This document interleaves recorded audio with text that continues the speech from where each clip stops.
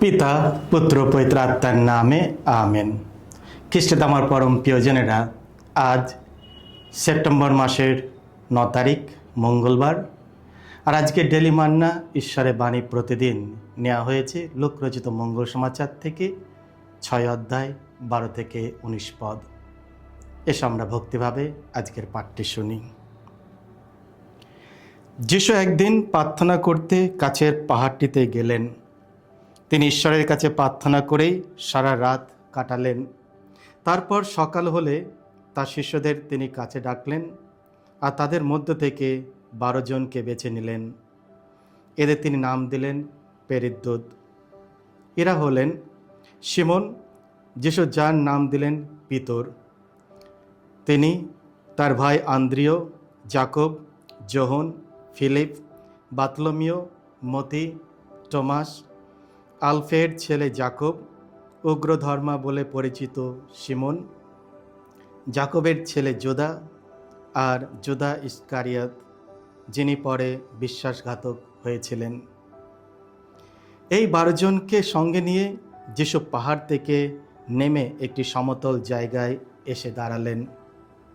সেখানে তখন উপস্থিত ছিলেন তার অনেক শিষ্য, আর তাদের সঙ্গে সমস্ত জুদিয়া থেকে, জেরুসালেম থেকে, আর তুরস্ক ও সিদনের উপকূল অঞ্চল থেকে আসা আরও অনেক অনেক লোক। এরা সেখানে এসেছিল তার উপদেশ শুনতে এবং নিজেদের সমস্ত রোগ ব্যাধি থেকে আরোগ্য লাভ করতে।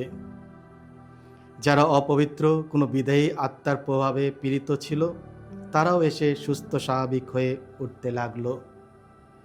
জনতার সকলেই তখন যিশুকে স্পর্শ করার জন্য চেষ্টা করতে লাগলো, কেননা তার মধ্যে থেকে এমন একটি শক্তি বের হতো যা তাদের সকলকেই রোগমুক্ত করত।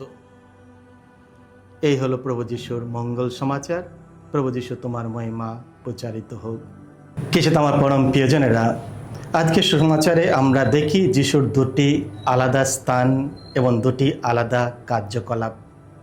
প্রথমটি, যিশু পাহাড়ে প্রার্থনা করতে গেলেন এবং সারা রাত ঈশ্বরের কাছে প্রার্থনা করলেন। সকাল হলে তিনি তার 12 জন প্রেরিতদূতকে বেছে নিলেন, লোক 6-12। দ্বিতীয়টি, যিশু পাহাড় থেকে নেমে একটি সমতল স্থানে দাঁড়ালেন। সেখানে তার বহু শিষ্য ও বিপুল জনতা জড়ো হয়েছিল এবং তিনি তাদেরকে সুস্থ করলেন, লোক 6-17। যিশু যখন পাহাড়ে ছিলেন তখন তিনি সারা রাত প্রার্থনায় কাটিয়েছেন, আর যখন তিনি সমতল ভূমিতে নেমে আসেন তখন তিনি জনতাকে শিক্ষা দিয়েছেন এবং অসুস্থদের আরোগ্য করেছেন। যিশু সর্বদা কোনো গুরুত্বপূর্ণ পদক্ষেপ নেওয়ার আগে প্রার্থনাকে প্রাধান্য দিতেন। পাহাড়ে অভিজ্ঞতা আমাদের শেখায় যে জীবনের কোলাহল থেকে সরে এসে প্রার্থনার মধ্যে ঈশ্বরের সঙ্গে সময় কাটানো কতটা প্রয়োজনীয়। যে কোনো গুরুত্বপূর্ণ সিদ্ধান্ত নেওয়ার আগে আমাদেরও প্রার্থনার মাধ্যমে ঈশ্বরের ইচ্ছা খুঁজে বের করতে আমন্ত্রণ জানানো হয়েছে। প্রার্থনার পর যিশু পাহাড় থেকে নেমে আসেন। সেখানে বিপুল জনতা জড়ো হয়েছিল। এখানে তিনি শিক্ষা দেন, অসুস্থদের আরোগ্য দান করেন এবং অসুচি আত্মা থেকে মানুষকে মুক্ত করেন। সমতল ভূমি হলো আমাদের দৈনন্দিন মিশনের এক প্রতীক চিহ্ন, যেখানে আমরা প্রার্থনার ফলকে আমাদের কাজ ও দায়িত্বের মাধ্যমে জীবনের বাস্তবায়িত করি। পাহাড় হলো ঈশ্বরের সঙ্গে সাক্ষাতের স্থান, আর সমতল ভূমি হলো মানুষের সঙ্গে সাক্ষাতের জায়গা। যিশুর মতো আমাদেরও উচিত ঈশ্বরের বেদির কাছে, হোক তা গির্জায়, বাড়িতে বা নীরব কোনো জায়গায় উঠে গিয়ে প্রার্থনায় সময় কাটানো। এরপর সেই আধ্যাত্মিক শক্তি নিয়ে আমরা যেন আমাদের কাজের জায়গায় নামতে পারি। যদি আমরা আর্থিকভাবে শক্তিশালী না হই, তবে এই পৃথিবীর নানা মন্দ শক্তি আমাদের সহজেই ভাসিয়ে নিয়ে যেতে পারে।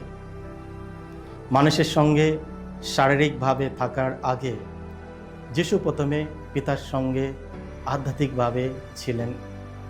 তিনি ধ্যানমগ্ন জীবন, প্রার্থনা এবং কার্যময় জীবন, সেবা, এই দুইয়ের মধ্যে সমতা বজায় রেখেছিলেন। অনেক সময় আমরা কাজ ও সেবার এতটাই ব্যস্ত হয়ে যাই যে প্রার্থনাকে আমরা ত্যাগ করি। কিন্তু আজ আমরা যিশুর দিকে তাকাই, যিনি আমাদের প্রার্থনার গুরু ও আদর্শ। মানুষের সঙ্গে যোগাযোগ যেমন প্রয়োজন, তেমনি ঈশ্বরের সঙ্গে সংযুক্ত সম্পর্ক আরও বেশি প্রয়োজন।